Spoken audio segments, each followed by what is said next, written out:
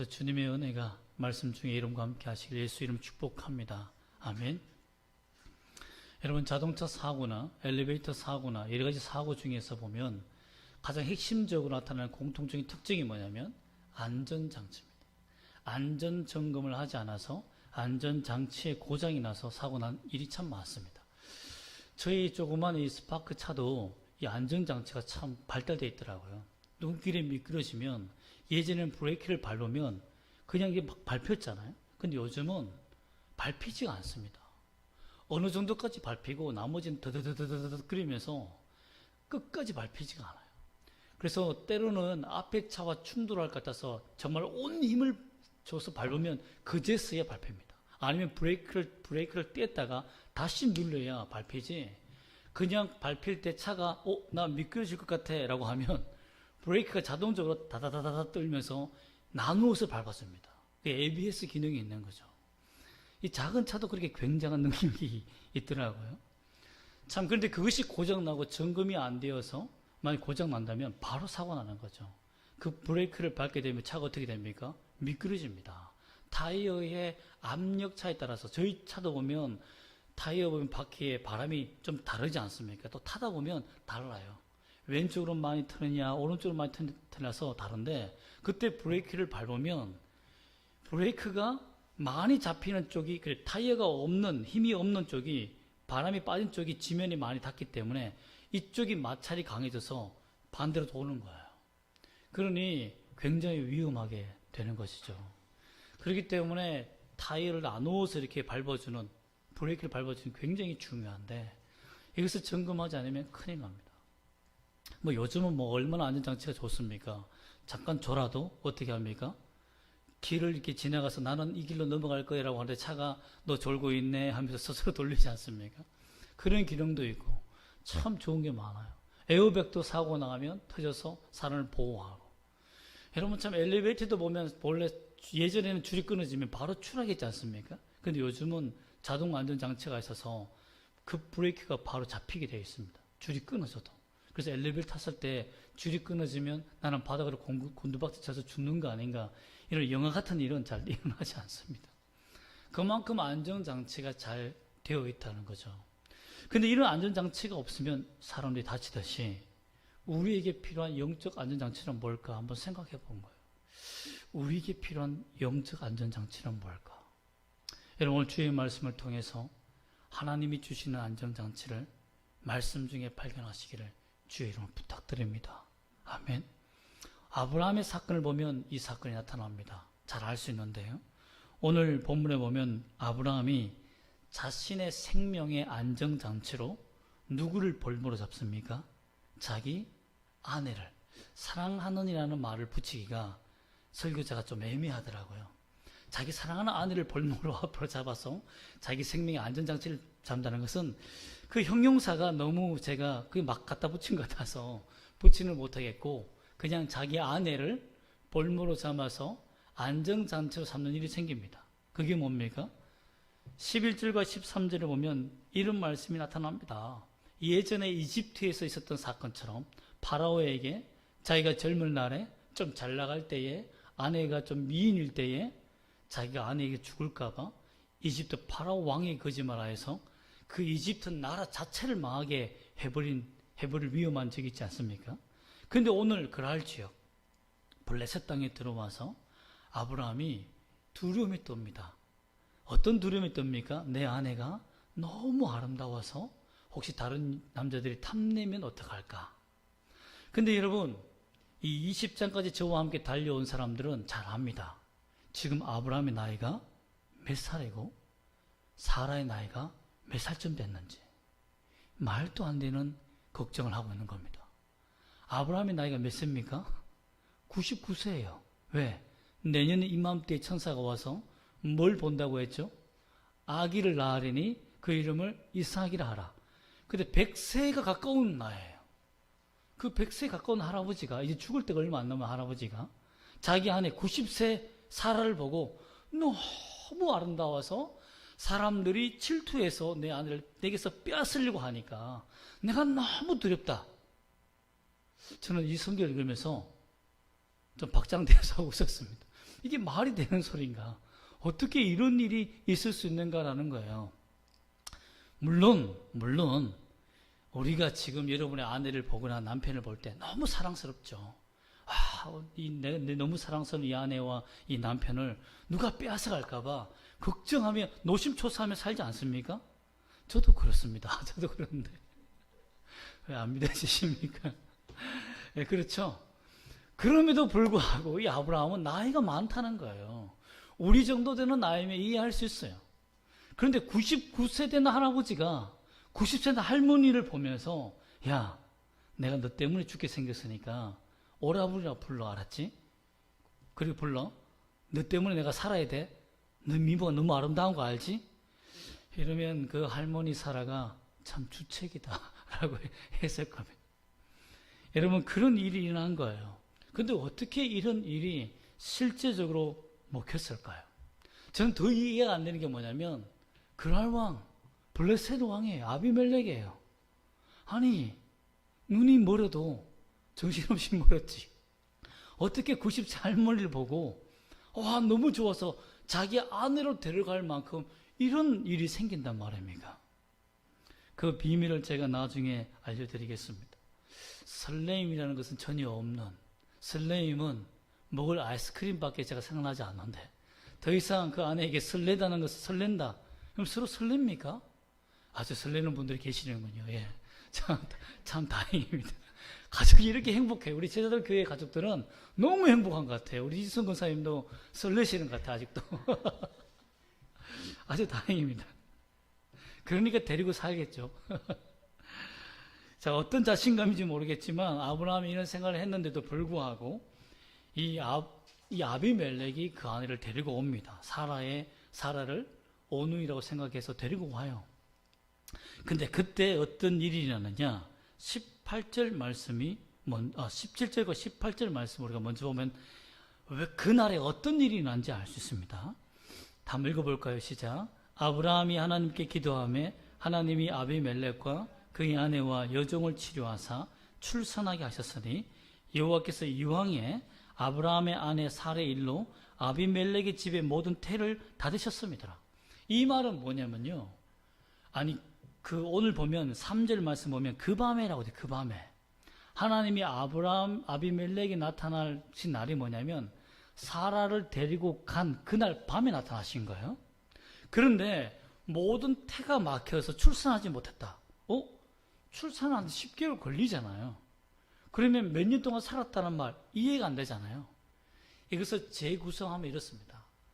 아비멜렉이 사라를 데리고 간 날에 아비멜렉의 아내와 종들이 출산 기일이 얼마 안 남은 거예요. 해산한 날이 얼마 안 남았어요. 그 진통하고 있었던 거예요.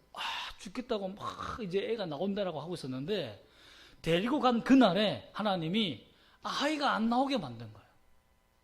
아이 출입구를 막아버린 거예요. 애가 안 나와. 나 나가기 싫어하고 안 나가는 거죠. 그럼 어떻게 되겠습니까? 여러분, 그때부터는 비상사태입니다. 여러분.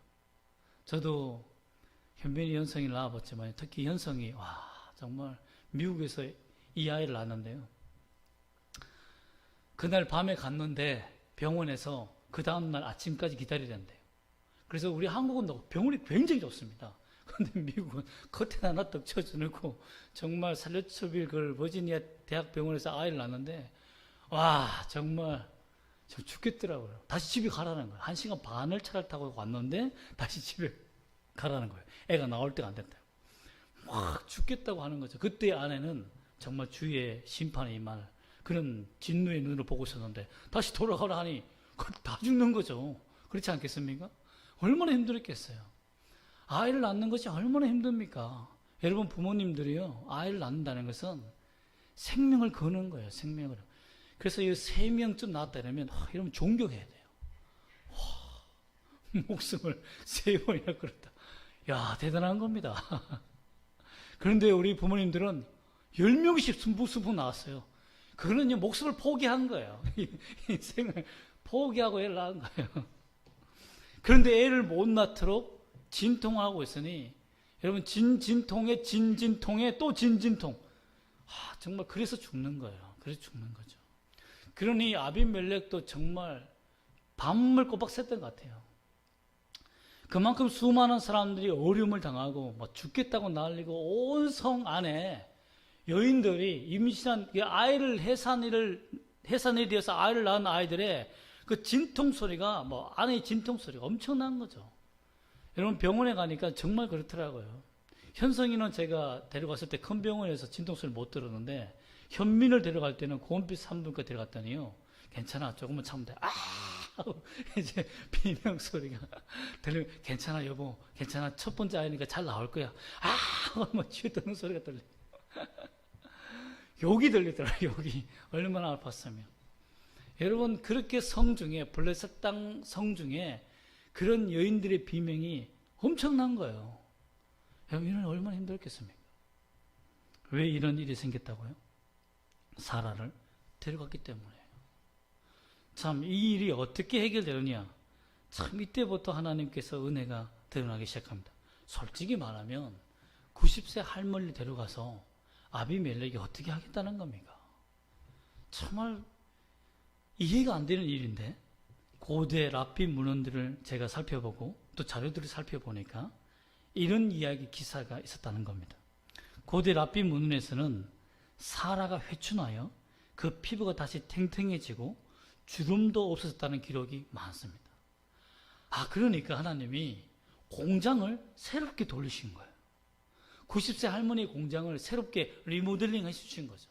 즉 하나님의 영적 보톡스를 완전한 보톡스를 주사해 주신 거죠. 탱탱해진 거예요. 아브라함도 그 덕분에 좀 좋아지면 좋겠는데 아브라함은 그런 기사가 없더라고요. 그러니 참 이해가 안 되죠. 더 이해가 안 돼요. 오랍이라고 나이가 너무 많이 차이 나는데 했을 텐데 즉 하나님은 사라에게 아이를 낳을 수 있는 몸을 주셨다는 겁니다. 그 기적적인 은혜를 베풀어 주신 거예요. 그러니 아브라함이 이제서 이해가 되는 거예요. 아브라함이 걱정이 됐겠다.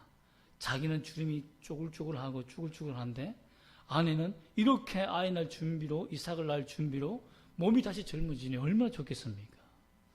여러분 참 하나님 잘 믿으면 젊어질 줄 믿습니다. 안 믿으시는군요. 지금은 안 되겠죠. 천국에 가면 여러분 아름답고 젊은 모습으로 바뀔 줄 믿습니다. 여러분 어떤 분이 그랬어요. 목사님이 실수로 설교하시다가 천국 가면 우리 영원히 죽지 않고 이 모습 그대로 삽니다 라고 하니까 할머니들이 그럼 난 안 갈래 라고 했던 성들이 많은데 그렇지 않습니다. 젊은 모습으로 아주 신상품으로 만들 줄 믿습니다. 여러분 그 은혜 아멘 하신 분들만 여러분 이렇게 하나님께서 은혜와 복을 주심으로 말미암아 사라의 인생을 바꾸어 놨기 때문에 그래서 그 은혜로 말미암아 하나님께서 이런 어려움과 고통을 당하게 하신 거예요. 다시 말하면 하나님의 큰 은혜를 받아서 자기 아내가 아름다워지고 건강해졌는데 그것 때문에 아브라함은 두려움이 찾아왔다는 거예요. 오히려 하나님의 은혜가 위기가 되었다는 거예요. 하나님께 주신 축복이 아브라함에게는 큰 생명의 위태로움을 주는 위기가 됐다는 거예요. 참 이때에 그가 하나님을 믿고 살았으면 좋았을 텐데 그의 믿음이 많이 흔들렸던 모양입니다. 이 아브라함의 믿음을 다시 회복시키시고 하나님이 이삭을 주시고자 그 은혜를 주시기 위해 어떻게 하셨습니까? 그날 밤에 하나님이 즉각적으로 역사했다는 겁니다. 3절 말씀 보면 그 밤에 하나님이 누구에게 나타나십니까? 아비멜렉에게 현몽하십니다. 그에게 나타나셔서 그에게 이르되 내가 데려간 이 여인으로 말미암아 내가 죽는다라고 하나님이 협박하세요. 하나님이 성경에 보면 너 죽는다라고 협박하는 사람이 몇몇 있습니다. 그런데 그의 왕들이죠. 너 죽을 거야. 왜? 사라를 데려왔기 때문에. 그리고 그 여인을 데려왔다는 것을 기가 막히게 하나님이 내가 알고 있다는 것을 보여주신 거죠. 블레셋은 사실 바알이나 아세라 신을 섬기고 있었는데 한 번도 경험하지 못한 신이 나타나서 내가 누구를 데려온 것을 알고 죽인다고 말하니 얼마나 떨었겠습니까? 그러면서 그때 이 현몽했다는 그 말이 보통 꿈에는 자기가 변명과 대화를 잘 하지 못하는데 현몽이란 말은 정말 사람이 하나님과 직접 대화할 수 있는 기회의 장을 하나님이 허락해 주신 거죠. 이 말은 뭡니까? 아비멜렉에게 회개와 은혜의 기회를 주었다는 겁니다. 그리고 어떤 기회를 주었습니까? 변명할 수 있는 기회를 주죠. 하나님, 내가 아브라함에게도 물어봤고 그 사라에게도 직접 물어봤는데 다 오빠와 누이라고 합니다. 저는 의로운 손과 의로운 마음으로 제가 온전한 마음과 깨끗한 손으로 이렇게 했습니다. 어떻게 주께서 의로운 자를 멸하십니까? 라고 하나님께 호소합니다. 여러분, 주께서 의인과 함께 멸망하시겠나이까? 라고 호소한 기도는 누가 했던 거죠? 아브라함의 기도입니다. 아니, 그 기도가 갑자기 이 주위에 소문이 났는지 모르겠지만 여호와 하나님의 약점은 의인과 함께 멸망하지 않는다, 안 시킨다, 이런 말이 돌았는지 몰라요. 근데 이 그날 왕, 이 블레셋 왕이 그 기도를 하는 거예요. 어떻게 의인과 함께 이 멸망시킵니까? 라고 말하는 거죠. 그때 하나님이 기가 막히게 말씀을 하십니다. 6절 말씀 한번 읽어볼까요? 시작. 하나님이 꿈에 또 그에게 이르시되 내가 온전한 마음으로 이렇게 한 줄을 나도 알았으므로 너를 막아 네게 범죄하지 아니하게 하였나니 여인에게 가까이 하지 못하게 함이 이 때문이니라. 여기에서 몇 가지 중요한 사건이 나타납니다. 블레셋 왕은 하나님을 믿는 사람입니까? 아닙니다. 그러면 그가 죄를 범하는 것이 바알 신에게 죄를 범하는 것이지 그가 죄를 짓는 것이 하나님께 죄를 짓는 겁니까? 아니잖아요. 근데 하나님은 내가 이 역사상의 모든 사람들을 다스리는 유일한 신이라고 선포하는 거예요. 너희가 짓는 모든 죄는 다 내게 짓는 것이다. 와, 진짜 무서운 거죠. 지금 세상에 믿지 않은, 예수 그리스도를 믿지 않는 자들의 죄는 자기 스스로 죄를 짓고 끝나는 문제가 아니라는 거예요. 다 누구에게 범죄하는 죄라는 겁니까? 하나님께 범죄한 죄라는 거예요. 즉 하나님이 이 세상 전체를 통솔하시고 구원의 주권을 내가 가지고 있다는 겁니다. 이런 선포를 하신 거예요. 그러면서 하시는 말씀이 뭡니까? 내가 의롭다는 걸 안다. 이 말은 뭐죠? 하나님 믿지 않는 자들의 심령 속과 생각과 생활 속을 모두 감찰하고 계신다는 거예요. 그 사람의 말, 그 사람의 행동, 그 사람의 생각을 다 보고 계신다는 거예요. 안 믿는 자도 하나님이 감찰하신다는 겁니다. 왜? 심판하시기 위해서. 심판하시기 위해서. 예전에 이런 영화가 있었습니다. 신이 존재하는가? 라는 그런 영화가 있었는데요. 그 영화에 보면 어떤 한 학생이 묻습니다. 왜 하나님이 이 세상에 악인을 내버려 두시는가? 악하고 추악하고 정말 살인을 행하며 잔인무도한 자들이 악을 행하도록 하나님은 왜 간섭하지 않으시고 내버려 두시는가? 라고 한 학생이 묻습니다. 그저 예수를 믿는 한 학생이 선생님이 대화를 이어나가지 못하니까 하나씩 손을 들고 얘기합니다. 제가 답을 얘기해도 되겠냐고. 얘기해보라고. 악인을 철저히 심판하기 위해서다. 그 증거를 모으시기 위해서 하나님이 그 악을 행하게 하신다. 정말 현답이죠. 그렇습니다. 하나님은 다 보고 계신다는 거야. 다 알고 계신다는 겁니다. 모르지 않는다는 거죠. 그러나 하나님은 인간에게 자유의지를 주셨다는 거예요. 죄를 범할 수 있는, 죄를 범하지 않을 수 있는 자유의지를 주셨다는 거예요. 그런데 이 자유의지를 하나님께서 강제적으로 막으시고 역사에 개입하는 때가 있다는 거예요. 그때는 자기가 알지 못하고 죄를 범하거나 하나님의 강력한 은혜가 강력하게 임할 때라는 거죠. 일반적으로 우리 자유의지를 허용하십니다. 그런데 구원의 조건에 있어서 하나님이 때로는 불가항력적인 은혜가 임할 때가 있다는 겁니다. 사도 바울에게 임했죠. 사도 바울이 사울 되었을 때 다메섹으로 올라갈 때에 그가 그리스도인들 죽이기 위해서 했을 때 정말 회개했습니까? 아닙니다. 살기가 등등하여 오늘도 내가 죽여서 내가 정치인으로서 검사로서 내가 사내들인 공의에서 높은 자리 차지해야지 이런 마음으로 올라간 거예요. 그런데 주님이 나타나셔서 막아버리죠. 그의 살기 등등한 자유의지를 막아버립니다. 그게 은혜입니다. 오늘 보면 그랄 왕 아비멜렉이 정말 그 여인을 가까이 함으로 말미암아 간음죄, 그 당시에도 고대 근동지역의 간음죄는 사형이었습니다. 어떤 나라든지.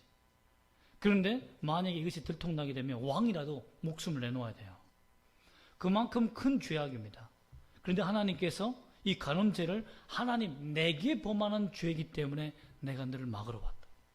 이 말은 뭡니까? 믿지 않는 자들도 하나님이 죄를 범하지 않도록 수많은 기회를 주고 있다는 것을 알 수 있습니다. 이게 은혜라는 거예요.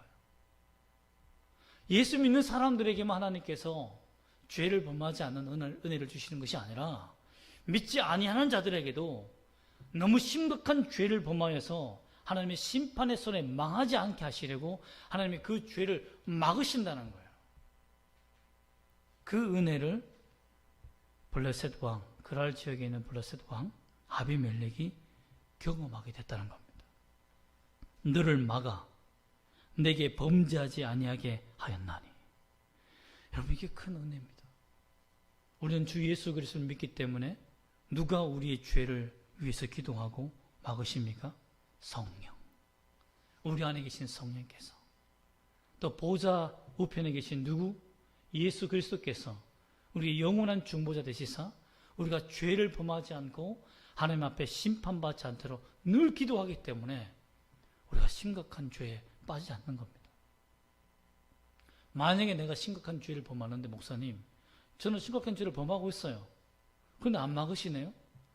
그럼 악인의 증거를 모으고 있다고 생각하면 되는 거죠. 빨리 회개하고 돌아서야 되는 거죠. 그러나 하나님께서 나를 막아 죄를 범치 않게 한다는 것은 큰 은혜다라는 겁니다. 큰 은혜다라는 거예요. 그것이 어떤 사람들에게는 여러 가지 재앙으로 다가올 수도 있습니다. 그랄 지역 블레셋 왕에게는 엄청난 재앙으로 찾아왔죠.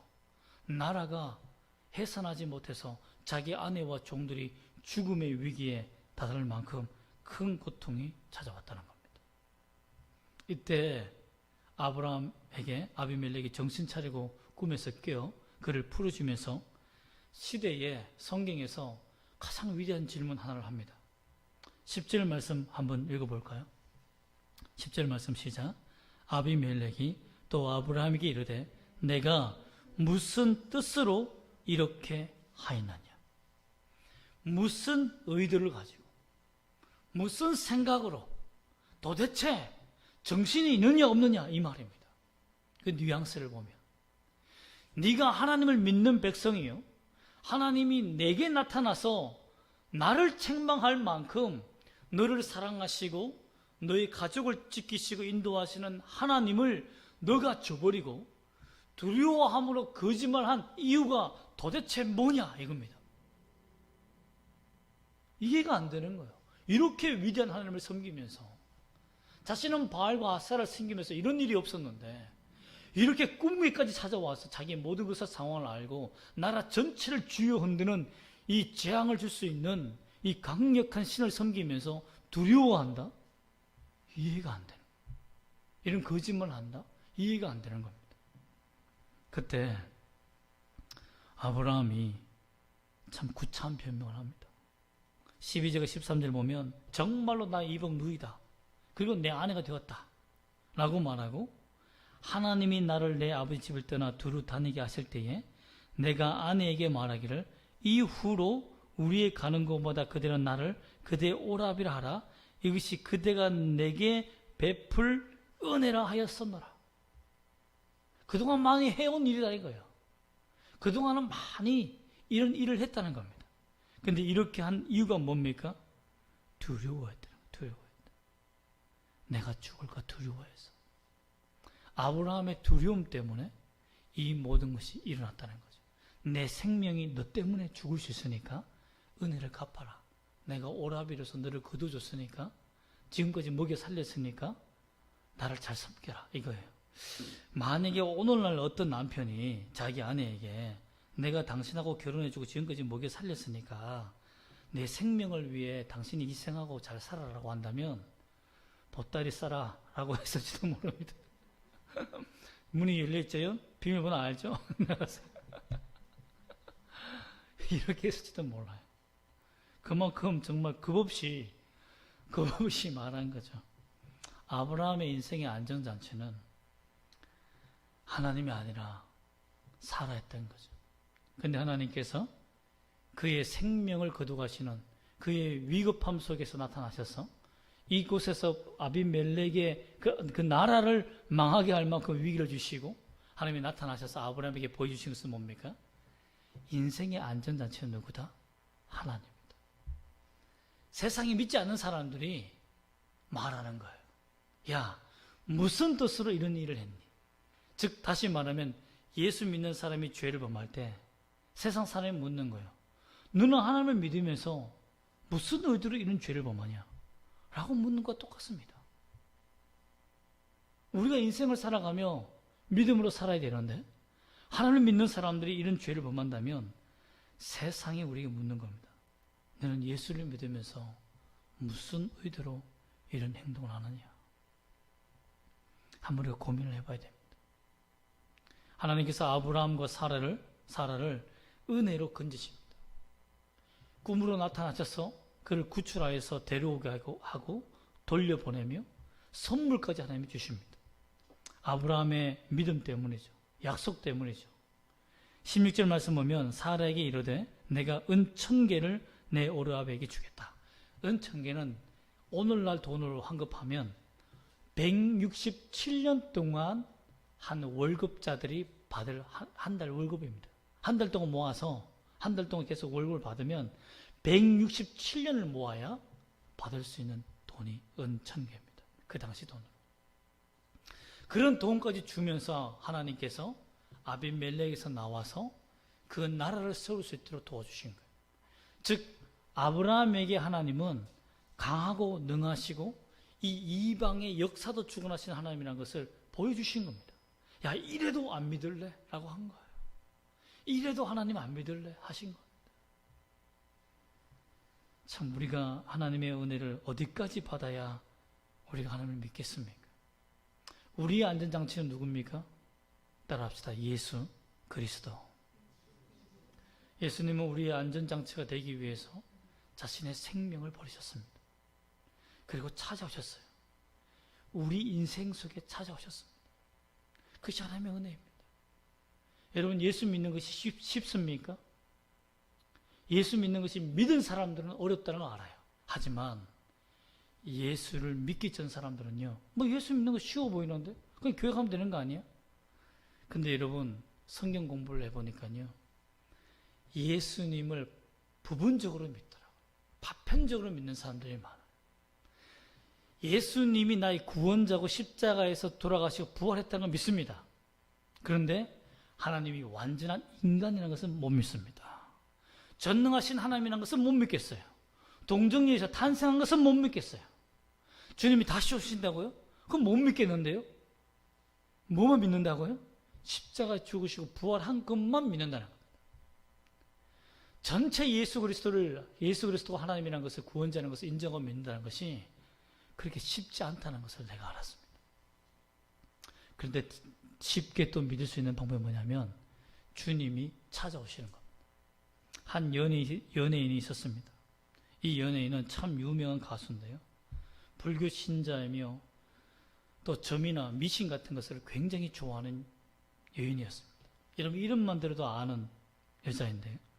어느 날 그 연예인 여자가 남산에 자기 기르는 개 탱탱이를 데리고 산책 올라갑니다. 마음속에 갑자기 하나님? 이라는 단어가 생기는 거예요. 내가 제정신 아닌 거 아니야? 내가 왜 가장 싫어하는 하나님을 불러? 정말 모욕적이다 라고 하는데 계속 하나님이라는 단어가 생각나면서 마음에 눈물이 막 얼굴에서 눈에서 눈물이 막 왁왁 쏟아지는 거예요. 내가 병이 있는 건가? 왜 이러지? 근데 하나님이라는 단어가 계속 생각나면서 하나님과 대화가 하게 되는 거예요. 하나님 왜 자꾸 내가 이런 말을 하게 되느냐고 모르겠다고. 너무 미치겠으니까 제발 내게서 떠나가라고 라고 한 거죠. 그래서 산책을 하면 할수록 더 기뻐지고 힘드니까 내가 하나님 그러면 교회가 나오면 그 교회에서 내가 한번 기도해 볼 테니까 제발 이 마음을 거둬달라는 거예요. 산책하는 동안 교회가 하나도 안 나타나는 거예요. 남산 그 지역을 돌아다니면서 십자가가 하나도 안 보인다는 것이 기적이죠. 얼마나 고통스럽겠습니까? 그래서 하나님께 이렇게 기도합니다. 하나님, 천사를 보내어서 제발 이 답답하고 죄책으로 가득 찬 이 마음을 제발 풀어달라고 한 거예요. 근데 그때에 전화 한 통이 울리는 겁니다. 중학교 때부터 가장 친했던 친구가 전화가 온 거예요. 그러면서 야, 무슨 일이야? 라고 하니까 친구 전화 받자마자 이게 여차 저차해서 저차 저차하고 2차 저차하니 이렇게 됐다. 나 좀 살려줘. 라고 한 거야. 그 친구가 가까운 벤치에 일단 앉아봐라고 한 거예요. 가까운 벤치가 없어. 밑으로 내려가 봐. 그래서 그 벤치에 딱 앉는 순간 앞에 교회가 보여. 야, 교회가 있다. 그때 그에게 복음을 전합니다. 그녀에게.